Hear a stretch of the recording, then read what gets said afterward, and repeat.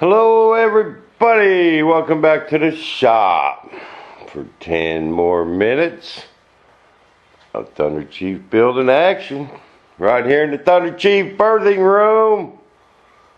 That's what Joe calls the shop. What's up, Joe? You guys want to hear something? Oh, I thought I'd make a video and go over a couple things, a couple questions some guys had. And trim this flashing. But I gotta tell you guys something. You guys know what Joe Grice is putting me in these? Them 72 pound thrust Buildins. 72 pounds of thrust. These things are going to be the most awesome RC jets ever made. And speaking of that, someone asked me the other day, they said they can't figure out why I ain't building an F-16 or an F-18. Number one, man, that airplane's been done to death. Why? I can't compete with China. There is no way I can build one of them jets and sell it for the same money they do.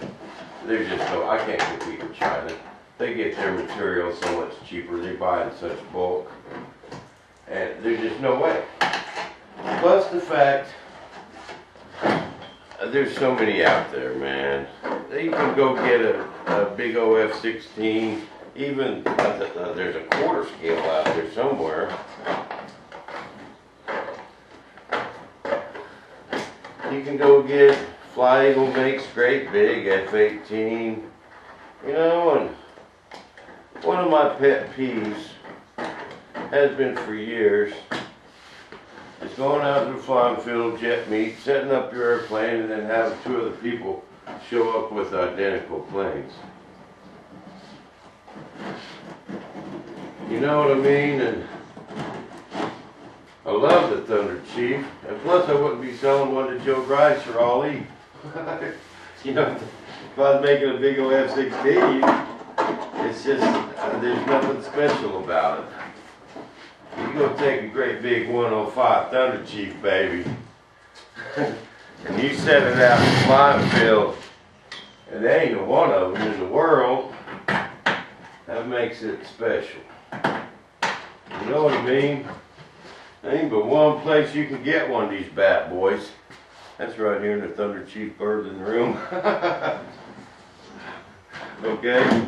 Now someone else had a question about my peel ply and breather cloth. Okay? Okay, what they wrote in the comment was if I needed this peel ply to keep the plastic from sticking to the bag, what do I need the breather cloth for? Okay, peel ply that's not its purpose. Okay, it's not to keep the bag from sticking to the epoxy. That bag won't stick to resin. You know, it does initially, but you can just pull it right off. Okay, what this peel ply does, or you can probably vacuum bag without it. I'm not saying it's going to turn out any good, but it'd probably be rough on the inside. But what this does is when you vacuum bag this allows, see, you can almost see through it. Okay, it allows your extra resin to come through all your air bubbles. That way it'll squish your air bubbles out and get that glass laying exactly flat to your mold. What the breather cloth does, or matting, if you didn't use it, okay, up around here, you would have a real good suction, but it's liable to suction itself off and still have air back here.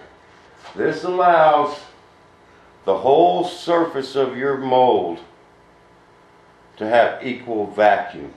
you can, you know, even though I got my pickup way up here, I can go over here and you can't lift that plastic off that. I mean, it's tough. That's how you check.